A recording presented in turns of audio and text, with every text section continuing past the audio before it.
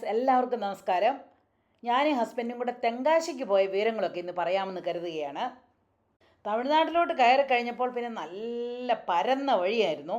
ആ വഴിയിലൂടെ പോകുമ്പോൾ അമ്മ വീട്ടിൽ പോകുന്ന പോലത്തെ പ്രതീതിയും സന്തോഷവുമാണ് തോന്നിയത്. കാരണം എന്താണെന്നോ, ഞാൻ 8 വർഷം തമിഴ്നാട്ടിലുണ്ടായിരുന്നതാണ്.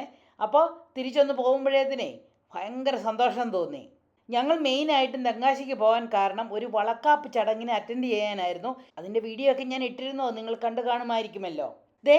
അങ്ങനെ ഞങ്ങൾ തെങ്കാശിയിലോട്ട് കയറുമ്പോൾ ചോറുണ്ണാൻ കാർ നിർത്തിയിട്ട് അവിടെ നിന്നും കണ്ട കാഴ്ചയാണിത്. എൻ്റെ പൊന്നേ, എന്തോ ഒരു ഭംഗിയാണെന്ന് നോക്കിക്കേ. ഇവിടെ നിന്ന് നമ്മുടെ ഒറിജിനൽ കണ്ണുകൊണ്ട് നോക്കിയാൽ ഭയങ്കര ഭംഗിയാണ്. എന്ന് പറഞ്ഞാൽ ഉണ്ടല്ലോ, ഈ ക്യാമറയിൽ ഞാൻ പകർത്തിയിരിക്കുന്ന ഒന്നും അതിൻ്റെ ഒരംശം മാത്രമേ ഉള്ളൂ കേട്ടോ. ഇവിടെ കണ്ടപ്പോൾ ഉണ്ടല്ലോ, ചില മൂവീസിലൊക്കെ കണ്ടതുപോലെ തോന്നി. എന്നാ ഒരു ഭംഗിയാണെന്ന് നോക്കിക്കേ. അങ്ങ് തെങ്കാശി പട്ടണം മുഴുവൻ ഇവിടെ നിന്ന് കാണാം. പിന്നെ കൂറ്റൻ മലകളും അത് നിറയെ വൃക്ഷങ്ങളും എല്ലാമായിട്ട്. അത് ഈ വഴിയേരിയാണേലും നല്ല രസമാണ് കാണാനായിട്ട്. പടുകൂറ്റൻ വൃക്ഷങ്ങളെല്ലാം ഉണ്ട്. ഈ പ്രകൃതി ഭംഗി നോക്കി ഞാൻ കുറേ നേരം അങ്ങ് നിന്നു. അങ്ങനെ തെങ്കാശിക്ക് പോകുന്ന വഴി കല്ലട ഡാം കൂടി കണ്ടേക്കാമെന്ന് വിചാരിച്ചു.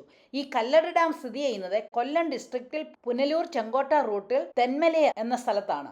ഡാമും വാട്ടർഫോൾസും ഒന്നും വിസിറ്റ് ചെയ്യാൻ പറ്റിയ ഒരു സമയമല്ല ഈ ഫെബ്രുവരി മുതൽ ജൂൺ വരെയുള്ള സമയം. കാരണം വേനൽ തന്നെ.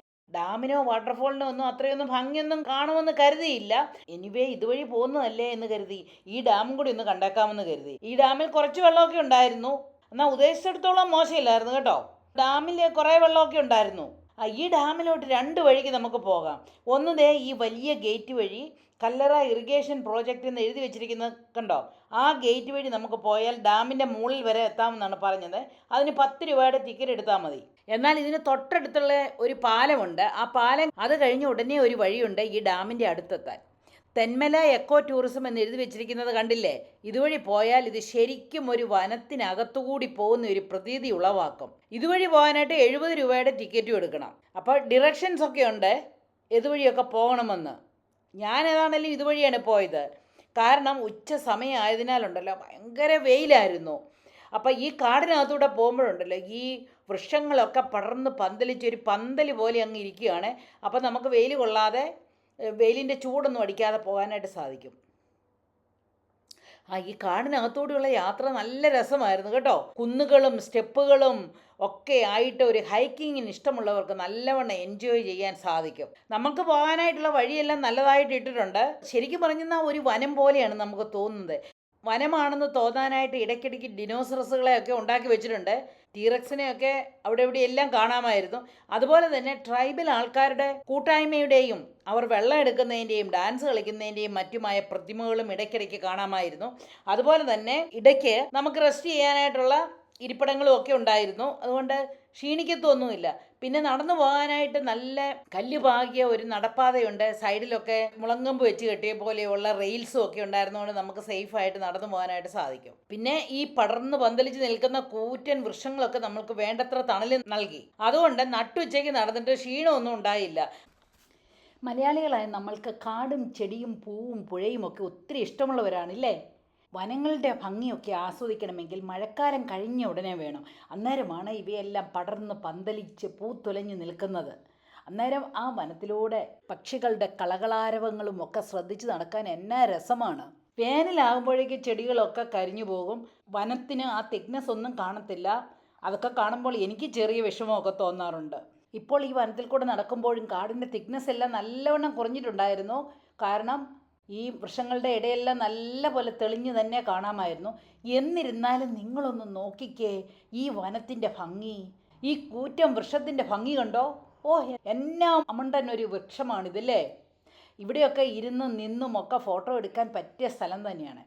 പിന്നെ നോക്കിക്കേ ഈ ചെടിയുടെ ഭംഗി. ഈ ചെടിയുടെ ഓലകളൊക്കെ പഴുത്ത് കൊഴിയാൻ പോകുന്നതിന് മുമ്പുള്ള നമ്മളെ മാസ്മരിപ്പിക്കുന്ന സ്വർണ്ണ നിറത്തിലുള്ള ഓലകളും ഇളം പച്ചയും കടും പച്ചയുമായിട്ടുള്ള ആ ബാക്ക്ഗ്രൗണ്ടുമൊക്കെ വാവ്, സോ ബ്യൂട്ടിഫുൾ. ഇതൊക്കെ കാണണമെങ്കിലും ആസ്വദിക്കണമെങ്കിലും വേനൽക്കാലത്ത് തന്നെ വരണം. അല്ലാതെ ഇത്രയും ഭംഗിയുള്ള ഒരു ഫോൾ സീസൺ പോലെയുള്ളത് കാണാൻ സാധിക്കത്തില്ല. എന്നിട്ട് ഇതിൻ്റെ താഴെക്കൂടെ നടന്ന് നീങ്ങുമ്പോൾ കിട്ടിയ ആനന്ദം പറഞ്ഞറിയിക്കാൻ വയ്യ കേട്ടോ. ഇത് ഞാനൊരു ഉദാഹരണം പറഞ്ഞത് മാത്രമേ ഉള്ളൂ. ഇതുപോലെ ഭംഗിയുള്ള ഒരുപാട് ഇടങ്ങൾ ഈ വേനലിലും ഇവിടെ കാണാൻ സാധിക്കും. അതുകൊണ്ട് വേനലിൽ ഈ ഡാം കാണാൻ വന്നത് എനിക്ക് ഒട്ടും നഷ്ടമായിട്ട് തോന്നിയില്ല കേട്ടോ. അങ്ങനെ കാടും മേടും കുന്നും കുഴിയും സ്റ്റെപ്സും ഒക്കെ കയറി ഏകദേശം 1 കിലോമീറ്ററോളം നടന്നു കഴിഞ്ഞപ്പോഴത്തെ കല്ലട അല്ലെങ്കിൽ തെന്മല ഡാമിൻ്റെ തൊട്ടടുത്തെത്തി. ഇവിടെ നിന്ന് നോക്കിയാൽ നല്ല ഭംഗിയാണേ, കണ്ടില്ലേ? ആ മലകളും താഴ്വരയും ചെടികളുടെ കളറും എല്ലാം കൂടി ആകുമ്പോൾ നല്ല ഭംഗിയാണ്. ഇതുവഴി ഡാമിലോട്ട് വന്നാൽ ഇവിടം വരെ വരാനേ പറ്റത്തുള്ളൂ. ഇതിപ്പം ഒരു കുന്നിൻ്റെ മുകളിലാണ് നിൽക്കുന്നത്. ഇനിയും താഴോട്ട് ഇറങ്ങിയാൽ ഡാമിൻ്റെ തൊട്ടടുത്തെത്താം. വഴിയൊന്നും തെറ്റാതെ നമുക്ക് വരാനായിട്ട് സാധിക്കും. ഡാമിൻ്റെ താഴോട്ട് പോകാനായിട്ടും കുത്തുകല്ലുകളും ഇറക്കത്തിനുള്ള പേയ്മെൻറ്റും എല്ലാം ഉണ്ട്. അവിടെ നിന്നും താഴോട്ട് ഇറങ്ങിയാൽ നമുക്ക് ഡാമിൻ്റെ തൊട്ടടുത്ത് തന്നെ എത്താം. വഴിയൊന്നും തെറ്റിപ്പോകത്തില്ല കേട്ടോ. ശരിക്കും അത് വഴിയൊന്നും തെറ്റാതെ അവർ നല്ല ഡിറക്ഷൻസ് ഒക്കെ തന്നിട്ടുണ്ട്. ഞാൻ ഒറ്റയ്ക്കാണ് പോയെന്ന് ഓർക്കണം കേട്ടോ. എനിക്ക് ആരും കൂട്ടില്ലായിരുന്നു. എങ്കിലും നമ്മൾക്ക് പേടിക്കാതെ ധൈര്യമായിട്ട് ഇതിലൂടെ പോരാൻ സാധിക്കും. ഇവിടെയും ധാരാളം ആൾക്കാരുണ്ടായിരുന്നു. ചെറിയ തോതിൽ ഡാമിൽ നിന്നും വെള്ളം വരുന്നുണ്ടായിരുന്നു. കാണാൻ നല്ല ഭംഗിയായിരുന്നു കേട്ടോ. ഈ വൃക്ഷത്തണലിൽ ഇരുന്നു കൊണ്ട് ഡാമിലെ വെള്ളച്ചാട്ടത്തെയും അതിനുശേഷം പരന്നൊഴുകുന്ന ഇളം പച്ചനിറമുള്ള വെള്ളത്തെയും ഒക്കെ എത്ര നേരം നോക്കിയിരുന്നാലും മുഷിപ്പുണ്ടാകത്തില്ല. ഈ ശരിക്കും പറഞ്ഞു കഴിഞ്ഞാൽ ഇവിടുത്തെ ആ വൃക്ഷങ്ങൾ ഇങ്ങനെ പടർന്ന് പന്തലിച്ച് കിടക്കുകയാണ്. അത് തന്നെ കണ്ടെന്നാൽ നമുക്ക് നോക്കിയിരിക്കാൻ തോന്നും. അതുപോലെ അതിൻ്റെ കീഴേ ഇരിക്കാനായിട്ട് നല്ല കുളിർമയുമായിരുന്നു. ഇവിടെ വന്നിരുന്നാൽ നമുക്ക് ശരിക്കും നമുക്ക് നല്ലവണ്ണം റിലാക്സ് ചെയ്യാനും ഒരു ആത്മസംതൃപ്തി ഉണ്ടാകാനും ഈ വൃക്ഷച്ചോട്ടിൽ ഡാമിലോട്ട് നോക്കി കുറച്ചു നേരം ഇരുന്നാൽ മാത്രം മതി. അതുപോലെ തന്നെ നമ്മൾക്ക് ഇടയ്ക്കിടയ്ക്ക് ഇരിക്കാനും മറ്റുമുള്ള സ്ഥലങ്ങളും ധാരാളം ഉണ്ടായിരുന്നു കേട്ടോ. അല്ല, ഞാൻ വിചാരിക്കുകയായിരുന്നു ഈ വെള്ളത്തിന് എങ്ങനെയാണ് ഈ പച്ച കളർ വന്നതെന്ന്. ഞാൻ കുറേ നേരം ആ വെള്ളത്തിലോട്ട് നോക്കിയ ആ പ്രകൃതി ഭംഗിയും ആസ്വദിച്ച് അങ്ങനെ നിന്നപ്പോൾ ഞാൻ ഏതോ ഒരു മായാലോകത്താണെന്ന് തോന്നിപ്പോയി. കല്ലട ഡാമിൻ്റെ പ്രത്യേകത എന്നാന്ന് പറഞ്ഞെന്നാൽ ഇത് ഇറിഗേഷൻ പർപ്പസിന് വേണ്ടിയിട്ടുള്ള ഒരു പ്രോജക്റ്റാക്കി ഉണ്ടാക്കിയിരിക്കുന്നതാണ്. മറ്റ് ഡാമുകളൊക്കെ ജലസേചന പദ്ധതിയോടൊപ്പം വൈദ്യുതിയും ഉൽപ്പാദിപ്പിക്കുന്നുണ്ട്. എന്നാൽ ഈ കല്ലട ഡാം വന്നിട്ട് ഇറിഗേഷൻ മാത്രമാണ് അവരുടെ മെയിൻ പ്രോജക്റ്റ്. കൂടാതെ ദേ കണ്ടോ, ചിത്രശലഭത്തിൻ്റെ ചിറകുകൾ പെയിൻറ് ചെയ്തിരിക്കുന്നത്. ഇതിന് നടുവിൽ നമ്മൾ നിന്നാൽ നമ്മൾക്കും ഒരു ചിത്രശലഭമായി മാറാൻ സാധിക്കുമെന്നേ. അതുപോലെ വലിയ പടുകൂറ്റൻ വൃക്ഷങ്ങളൊക്കെ ഉണ്ട്. നമുക്ക് ഫോട്ടോ എടുക്കാനായിട്ട് ഒരുപാട് ഫോട്ടോഷൂട്ടിനുള്ള പ്ലേസസ് ഒക്കെ ഉണ്ട് കേട്ടോ. ഞാൻ ഒറ്റയ്ക്കാണ് ഈ കാട്ടിൽ കൂടെ പോയത്. ഒന്നും പേടിക്കാനായിട്ടില്ല. കുറേ ഭാഗങ്ങളൊക്കെ കല്ലുകൾ പാക്കി നടപ്പാതയാക്കി ഇട്ടിട്ടുണ്ട്. ഈ നടപ്പാതയുടെ 2 സൈഡിലും പുഷ്പവൃക്ഷങ്ങളും ഒക്കെ വെച്ച് മോടി പിടിപ്പിച്ചിട്ടുണ്ട്.